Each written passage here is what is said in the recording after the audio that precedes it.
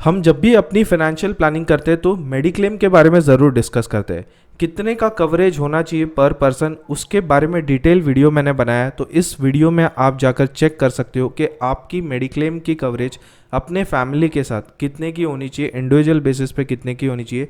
Detail में एक video बनाकर रखा है, अपने इनकम के हिसाब से आप डिसाइड कर सकते हो।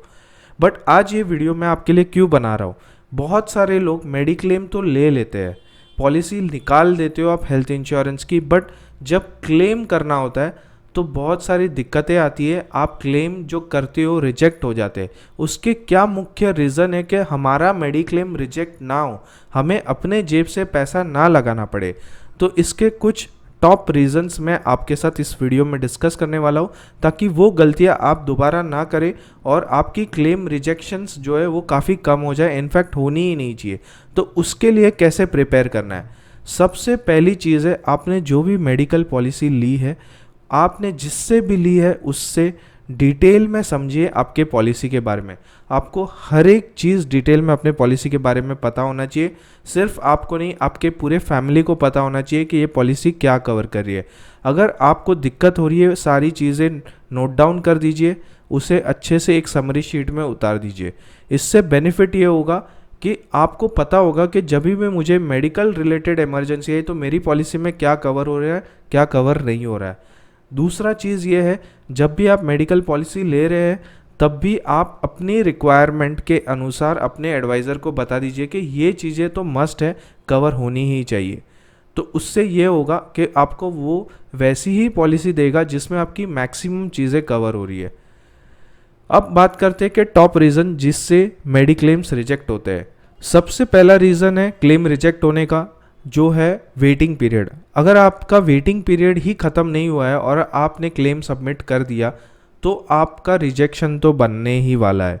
इस कैटेगरी में 18% लोग लाई करते हैं आउट ऑफ 75% जिनके क्लेम्स रिजेक्ट होते हैं। दूसरा क्लेम जहाँ पे रिजेक्शन देखने को मिलता है वो है 25% ऑफ द क्लेम्स जो है वो रिजेक्ट होते हैं ऐसे डिसीजेस या एलिमेंट जो कवर नहीं होते उनके पॉलिसीज़ में, जैसे ओपीडी हो गया, डे केयर हो गया। हो सकता है ये चीज़ें आपकी पॉलिसी में कवर्ड ना हो और उसका क्लेम आप फाइल कर रहे हो तो वो क्लेम आपको नहीं मिलने वाला है।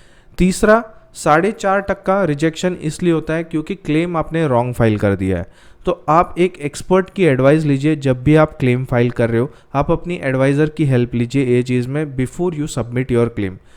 अब एक छोटे मात्रा में, मतलब 2 से 2.5% के क्लेम्स रिजेक्ट इसलिए भी होते हैं क्योंकि आपका लिमिट ही एग्जॉस्ट हो चुका होता है। आपको पता ही नहीं है कि आप साल में 2-3 बार एडमिट हो गए और आपका लिमिट ख़त्म हो चुका है।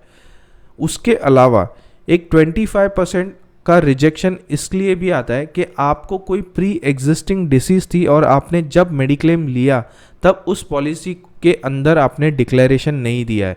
जैसे आपको डायबिटीज़, हाइपरटेंशन या कोई भी अधिक की डिसीजेस थी आपको और आपने वो डिक्लेयर नहीं किया, तब भी आपका क्लेम रिजेक्ट हो जाता है। तो ऐसा रेशियो इंडिया में बहुत बड़ा है, अप्रॉक्सीमेट 25% का रेशियो इसमें इस तरह की चीज़ों पे है। इसका सिंपल रीज़न है, हम अपना इंश्योरेंस का प्रीमियम कम देखना चाहते हैं और अपनी डिसीजेस नहीं डिस्क्लोज करते, जिसके वजह से फ्यूचर में जब भी आप मेडिक्लेम फाइल करते हो तो ये आपको एक बहुत बड़ा नुकसान देता है। आपके क्लेम्स रिजेक्ट होने का सबसे बड़ा कारण यही चीज़ बनती है।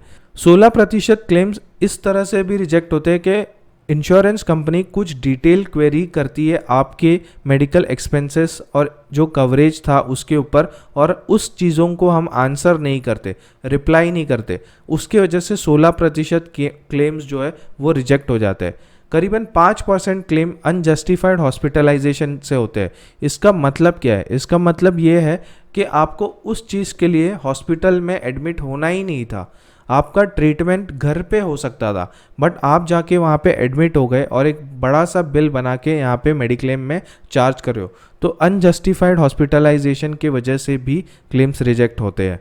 अब बात करते हैं कि हमें इन क्लेम्स को कैसे अवॉइड करना है कि रिजेक्शंस ना मिले जब भी हम अपने मेडिकल इंश्योरेंसेस के क्लेम सबमिट कर रहे हैं। तो सबसे पहली चीज़ है, जब भी आप एडमिट होने वाले हो या फिर एडमिट हो रहे हो तो आप कॉल लॉक करिए, इंटीमेशन दीजिए कि आप एडमिट हुए। ये चीज़ आपको करनी है विद इन 24 आवर्स। तो अपनी पॉलिसी और आपके फैमिली की जो पॉलिसी आपने ली है, ये इंटीमेशन कॉल के बारे में उन्हें ज़रूर बताइए कि 24 घंटे के अंदर आपके हॉस्पिटलाइजेशन के आपको ये चीज़ बतानी है। आप प्रायर भी बता सकते हो, इंटीमेट कर सकते हो। उसके लिए टोल फ्री नंबर्स अवेलेबल होते हैं, ऑनलाइन इंटीमेशन की वेबसाइट पे लिंक होती है, या फिर आप मेल करके भी इंटीमेशन कर सकती हो। दूसरी इंपॉर्टेंट चीज़ है, आपको सारी एक्यूरेट इन्फॉर्मेशंस देनी है जब भी आप मेडिक्लेम पॉलिसीज़ निकाल रहे हो। तीसरी इंपॉर्टेंट चीज़, जो भी मेडिकल के बिल्स है, प्रिस्क्रिप्शंस है, इनवॉइसेस है, सारों का एक प्रॉपर फाइल बना के ओरिजिनल कॉपीज़ को अपने पास प्रोटेक्ट करके रखिए। इसको पूरा का पूरा प्रॉपरली यूज़ करना है जब भी आप क्लेम सेटल करने जा रहे हो, क्लेम रिम्बर्स करने जा रहे हो। क्लेम रिम्बर्समेंट फॉर्म के बारे में ध्यान रखिए। आपको क्लेम रिम्बर्समेंट फॉर्म जिस कंपनी का आपने मेडिक्लेम लिया है उससे लेना है, प्रॉपरली फिल करना है, साइन करवाना है, स्टैम्प करवाना है, और सारे डॉक्यूमेंटेशन जैसे डिस्चार्ज समरी हो गया, आपका सिग्नेचर, आपके हॉस्पिटल के सिग्नेचर्स, वो सारी चीज़ें उस फॉर्म में सबमिट होते वक्त होनी चाहिए। और सबसे इम्पॉर्टेंट चीज़, आपको अपने क्लेम्स जो है विदिन 10 to 15 डेज़ के अंदर, मतलब जब आप हॉस्पिटल से डिस्चार्ज हो जाते हो उसके अंदर आपको सबमिट करना है। ये हो गया टोटल डिक्लेरेशन, सारे बिल्स के साथ आपने सबमिट कर दिया जब आप रिम्बर्समेंट वाले हॉस्पिटल से जाते हो। आप जब कैशलेस हॉस्पिटल से जाते हो तो ये सारी दिक्कतें थोड़ी सी कम हो जाती है, क्योंकि ये सारा चीज़ आपका हॉस्पिटल का थर्ड पार्टी एडमिनिस्ट्रेटर मैनेज कर लेता है।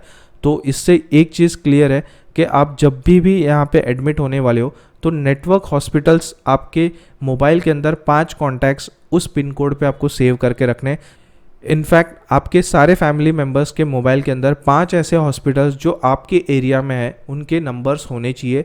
कहाँ पे आपको एडमिट करना है या फिर उन्हें एडमिट होना है, ये डिटेल जानकारी उनके पास होनी चाहिए। इससे आप रिम्बर्समेंट के चक्कर लगाना कम करोगे और नेटवर्क हॉस्पिटल्स में आपका क्लेम सबमिट कर पाओगे।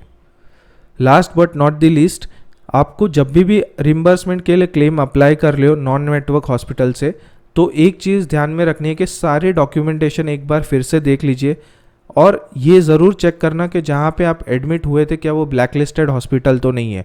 ये सबसे इंपॉर्टेंट चीज़ है, हम एडमिट होने के बाद चेक करते हैं। ये सबसे पहले चेक करने वाली चीज़ है कि जहाँ पे एडमिट हो रही है क्या वो हॉस्पिटल ब्लैक लिस्टेड तो नहीं है। अगर ब्लैक लिस्टेड हॉस्पिटल निकला तो फिर आपके क्लेम सेटल नहीं होंगे। तो आई होप ये वीडियो काफ़ी हेल्पफुल रहा होगा। मिलेंगे नेक्स्ट वीडियो में। अब till take care, bye bye for now.